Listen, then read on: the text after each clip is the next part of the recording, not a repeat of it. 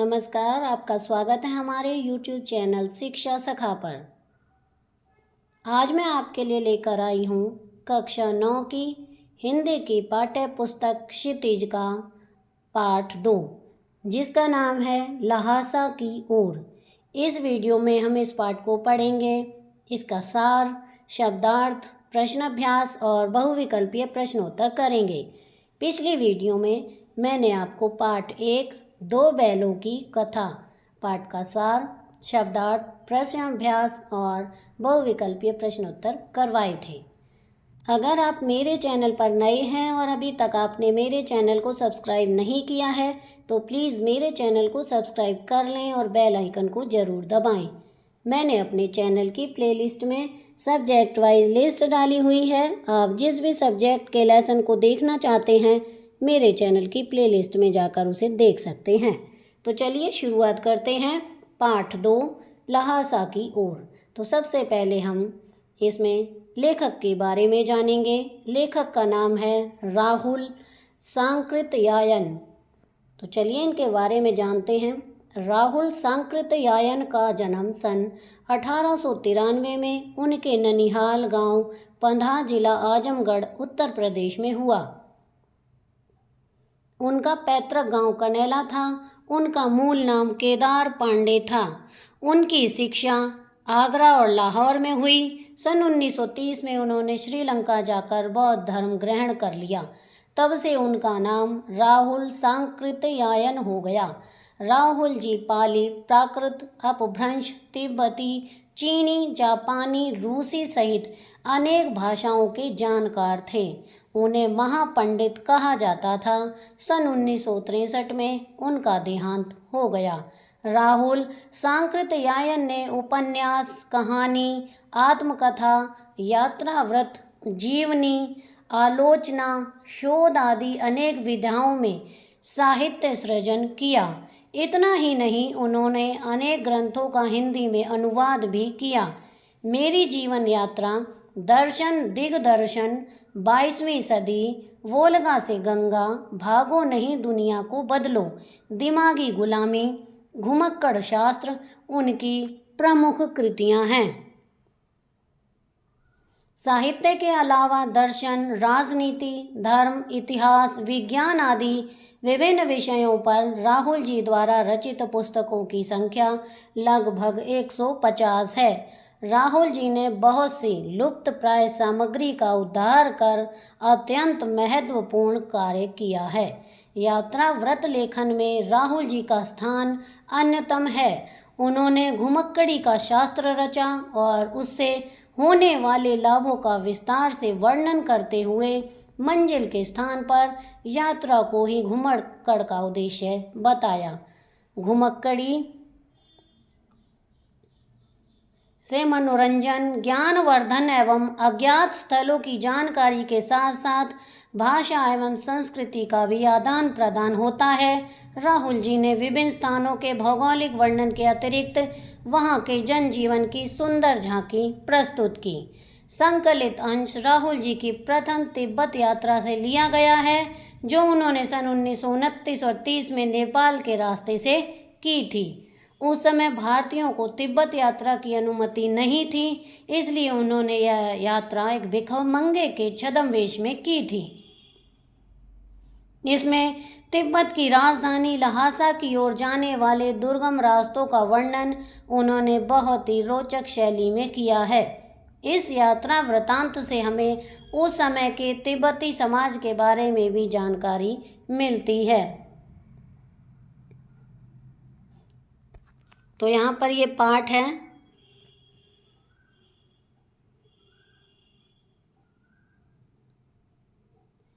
अगर आप इसे देखना चाहते हैं तो वीडियो को रोककर देख सकते हैं और पढ़ सकते हैं।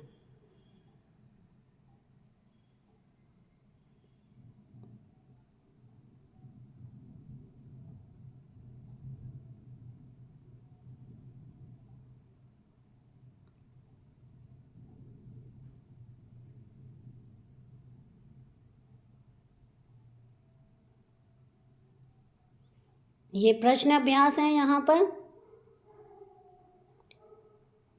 इसमें कुल 15 प्रश्न दिए गए हैं।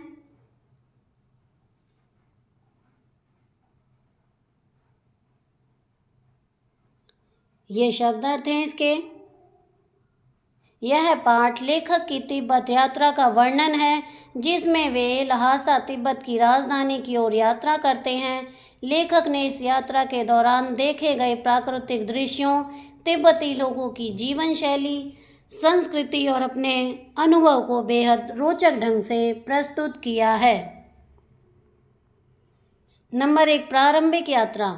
लेखक अपने साथियों के साथ घोड़े पर सवार होकर तिब्बत की कठिन पहाड़ियों और दुर्गम रास्तों से होते हुए लहासा की ओर बढ़ते हैं। नंबर 2, प्राकृतिक सौंदर्य। मार्ग में पहाड़, बर्फ और हरे भरे मैदानों का सुंदर वर्णन है। लेखक प्रकृति की सुंदरता से बहुत प्रभावित होते हैं।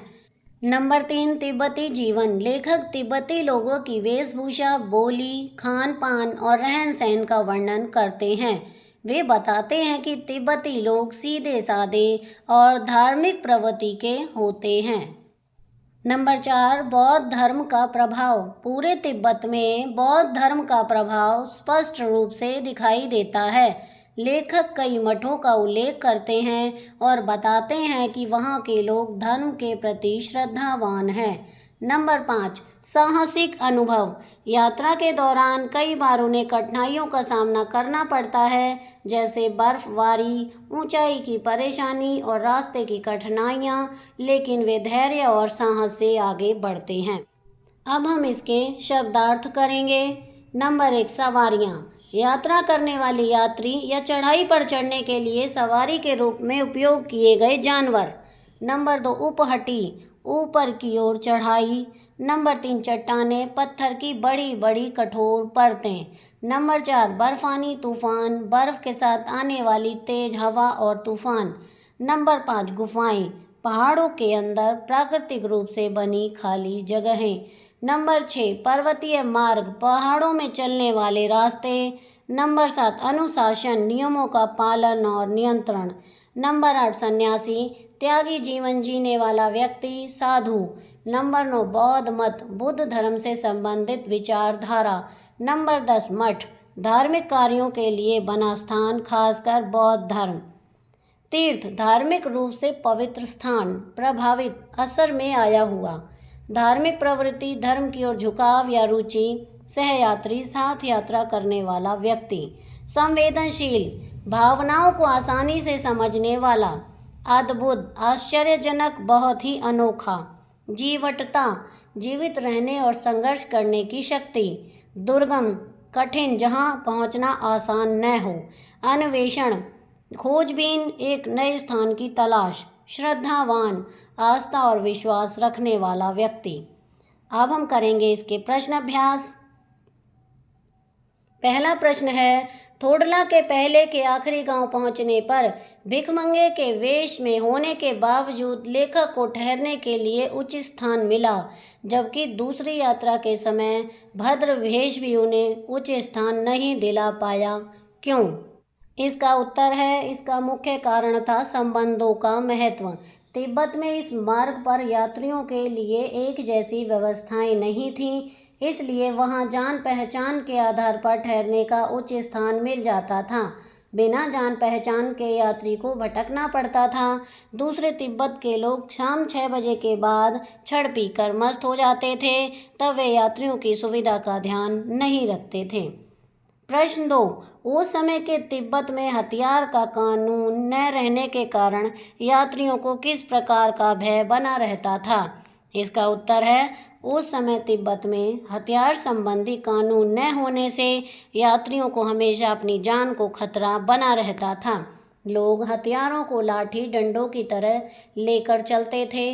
डाकू अपनी रक्षा के लिए यात्रियों या लोगों को पहले मार देते थे, तब देखते थे कि उनके पास कुछ है भी या नहीं। इस तरह हमेशा जान जोखिम में रहती थी। प्रश्न 3, लेखक लड़कोर के मार्ग में अपने साथियों से किस कारण पिछड़ गया? उत्तर है, लेखक लड़कोर के मार्ग में अपने साथियों से 2 कारणों से पिछड़ गया। 1, उसका घोड़ा बहुत सुस्त था। 2. वह रास्ता भटककर 1.5 मील गलत रास्ते पर चला गया था, उसे वहां से वापस आना पड़ा। प्रश्न 4. लेखक ने शेखर विहार में सुमति को उनके यजमानों के पास जाने से रोका, परंतु दूसरी बार रोकने का प्रयास क्यों नहीं किया? उत्तर है, लेखक जानता था कि शेखर विहार में सुमति के यजमान रहते हैं। सुमति उनके पास जाकर बोध गया के गंडों के नाम पर किसी भी कपड़े का गंडा देकर दक्षिणा वसूल करते थे। इस काम में वे हफ्ता लगा देते थे, इसलिए मना कर दिया। प्रश्न 5. अपनी यात्रा के दौरान लेखक को किन कठिनाइयों का सामना करना पड़ा? उत्तर है, अपनी तिब्बत यात्रा के दौरान लेखक को विभिन्न कठिनाइयों का सामना करना पड़ा। एक बार वह भूलवश रास्ता भटक गया, दूसरी बार उसे बहुत तेज धूप के कारण परेशान होना पड़ा। प्रश्न 6. प्रस्तुत यात्रा वृतांत के आधार पर बताइए कि उस समय का तिब्बती समाज कैसा था। इसका उत्तर है, इस यात्रा वृतांत से पता चलता है कि उस समय तिब्बती समाज में पर्दा प्रथा, छुआछूत जैसी ये बुराइयां न थीं। महिलाएं अजनबी लोगों को भी चाय बनाकर दे देती थीं। निम्न श्रेणी के भिखमंगों को छोड़कर कोई भी किसी के घर में आ जा सकता था। पुरुष वर्ग शाम के समय छक पीकर मदहोश रहते थे। वे गंडों पर अगाध विश्वास रखते थे। समाज में अंधविश्वास का बोलबाला था। प्रश्न 7 में पुस्तकों के भीतर था। नीचे दिए गए विकल्पों में से कौन सा इस वाक्य का अर्थ बतलाता है? क. लेखक पुस्तकें पढ़ने में रम गया। ख. लेखक पुस्तकों की शेल्फ के भीतर चला गया। ग. लेखक के चारों ओर पुस्तकें ही पुस्तकें थीं।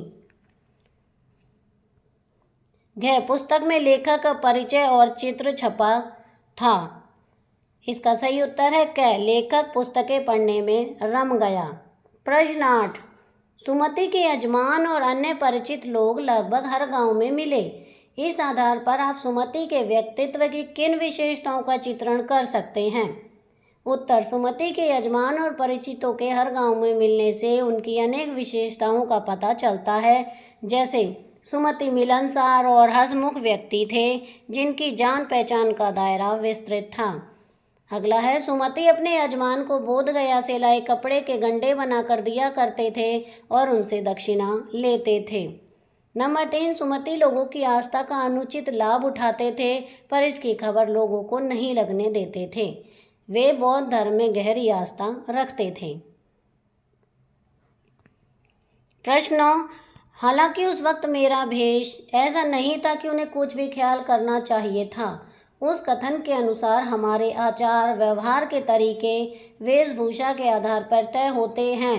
आपकी समझ से यह उचित है या अनुचित, विचार व्यक्त करें। उत्तर, यह बात सच है कि हमारे आचार व्यवहार के तरीके वेशभूषा के आधार पर तय होते हैं। हम अच्छा पहनावा देखकर किसी को अपनाते हैं तो गंदे कपड़े देखकर उसे धुतकारते हैं। लेकिन भिखमंगों के वेश में यात्रा कर रहा था लेखक, इसलिए उसे अपेक्षा नहीं थी कि शेखर विहार का भिक्षु उसे सम्मानपूर्वक अपनाएगा। मेरे विचार से वेशभूषा देखकर व्यवहार करना पूरी तरह से ठीक नहीं है। अनेक संत महात्मा और भिक्षु साधारण वस्त्र पहनते हैं, किंतु वे उच्च चरित्र के इंसान होते हैं, पूज्य होते हैं। परंतु यह बात भी सत्य है कि वेशभूषा से मनुष्य की पहचान होती है। हम पर पहला प्रभाव वेशभूषा के कारण ही पड़ता है। उसी के आधार पर हम भले बुरे की पहचान करते हैं। प्रश्न 10. यात्रा वृत्तांत के आधार पर तिब्बत की भौगोलिक स्थिति का शब्द चित्र प्रस्तुत करें। वहाँ की स्थिति आपके राज्य या शहर से किस प्रकार भिन्न है? उत्तर है, यात्रा वृत्तांत से ज्ञात होता है कि तिब्बत भारत और नेपाल से लगता हुआ देश है, जहाँ कुछ समय तक आने जाने पर प्रतिबंध था। यह स्थान समुद्र तल से काफ़ी ऊंचा है। यहाँ 17-18 हजार फीट ऊंचे डांडे हैं जो खतरनाक जगह हैं। ये डांडे नदियों के मोड़ और पहाड़ी की चोटियों के कारण बहुत ऊंचे नीचे हैं। यहाँ एक और हजारों बर्फ से ढके श्वेत शिखर हैं तो दूसरी ओर भीटे हैं जिन पर बहुत कम बर्फ रहती है। यहाँ विशाल मैदान भी हैं जो पहाड़ों से घिरे हैं। यहाँ के विचित्र जलवायु में सूर्य की ओर मुँह करके चलने पर माथा जलता है, जबकि कंधा और पीठ बर्फ की तरह ठंडे हो जाते हैं। यह स्थिति हमारे राज्य शहर से पूरी तरह भिन्न है। प्रश्न 11, आप भी किसी स्थान की यात्रा अवश्य की होगी। यात्रा के दौरान हुए अनुभव को लिखिए। इसका उत्तर है, हमने जयपुर में हवा महल, आमेर किला और जंतर मंतर जैसे ऐतिहासिक स्थानों का भ्रमण किया। हवा महल की सुंदर बनावट और उसमें बहती ठंडी हवा ने मन मोह लिया। आमेर किले की भव्यता और वहाँ की ऊंचाई से दिखता पूरा शहर अद्भुत था। जंतर मंतर में प्राचीन विज्ञान की झलक देखकर बहुत कुछ नया सीखने को मिला। जयपुर का स्थानीय खाना जैसे दाल बाटी चूरमा, घेवर और प्याज की कचौड़ी बहुत स्वादिष्ट थी। वहाँ के बाज़ारों में मैंने राजस्थानी चूड़ियाँ और हस्तशिल्प की चीज़ें खरीदी। यह यात्रा मेरे लिए बहुत खास रही क्योंकि इससे मुझे हमारे देश की संस्कृति, इतिहास और वास्तुकला के बारे में जानने का अवसर मिला। मुझे यात्रा करना बहुत अच्छा लगा और मैं फिर से वहां जाना चाहूँगा। पाठ में से कुछ ऐसे ही और शब्द छांटिए जो किसी की विशेषता बता रहे हों। उत्तर है, इस पाठ में प्रयुक्त विशेषण शब्द निम्नलिखित हैं। मुख्य, व्यापारिक, सैनिक, फौजी, चीनी, बहुत से परित्यक्त, टोटीदार, सारा, दोनों, आखिरी, अच्छी, भद्र, गरीब, विकट, निर्जन, हजारों, श्वेत, बिल्कुल नंगे, सर्वोच्च, रंग बिरंगे, थोड़ी, गर्मा गर्म, विशाल, छोटी सी, कितनी ही, पतली पतली, चिरी बत्तियां, पाठेतर सक्रियता। पाठेतर सक्रियता में है प्रश्न 16, यदि आज के समय में तिब्बत की यात्रा की जाए तो यह यात्रा राहुल जी की यात्रा से पूरी तरह भिन्न होगी। 1930 में तिब्बत में आना जाना आसान न था। ऐसा राजनीतिक कारणों से था। आज उचित पासपोर्ट के साथ आसानी से यह यात्रा की जा सकती है। अब भिखमंगों के वेश में यात्रा करने की आवश्यकता नहीं है। अब यात्रा के लिए विभिन्न साधनों का प्रयोग किया जा सकता है। आगे छात्र स्वयं लिखें अपठित गद्यांश को पढ़कर दिए गए प्रश्नों के उत्तर। तो यहाँ पर ये गद्यांश दिया गया है। इसमें जो प्रश्न पूछे गए हैं हमें उसके उत्तर देने हैं। तो यहाँ पर देखिए कौन से प्रश्न पूछे हैं, जैसे कि कौन सी आपदा को सुनामी कहा जाता है। दूसरा है, दुख जीवन को मांझता है, उसे आगे बढ़ने का हुनर सिखाता है। आशय स्पष्ट कीजिए। मैगी, मेघना और अनु ने सुनामी जैसी आपदा का सामना किस प्रकार किया। नंबर 4, प्रस्तुत गद्यांश में दृढ़ निश्चय और महत्व के किन शब्दों का प्रयोग हुआ है। इस गद्यांश के लिए शीर्षक नाराज समुद्र हो सकती है। आप कोई अन्य शीर्षक दीजिए। तो चलिए इनका उत्तर करते हैं। पहले का उत्तर है, भीषण भूकंप के कारण समुद्र में आने वाली तूफानी लहरों को सुनामी कहा जाता है। यह आसपास के इलाकों को नष्ट कर देता है। नंबर 2, दुख जीवन को साफ सुथरा बनाता है, अर्थात व्यक्ति दुख से निपटने के उपाय सोचता है, उनसे छुटकारा पाता है, भविष्य में इससे बचने की तैयारी कर लेता है और नई आशा, उमंग और उल्लास के साथ जीवन शुरू करता है। नंबर 3, मेघना और अरुण सुनामी में फंस गए थे। वे 2 दिन तक समुद्र में तैरते रहे। कई बार वे समुद्री जीवों का शिकार होने से बचे और अंत में किनारे लगकर बच गए। मैगी ने समुद्र में उठ रही 10 मीटर ऊंची लहरों के बीच अपना बेड़ा उतार दिया।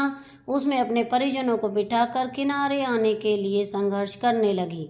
उसके बेड़े में 41 लोग और भी थे। नंबर 4, बुलंद इरादे और अहमियत।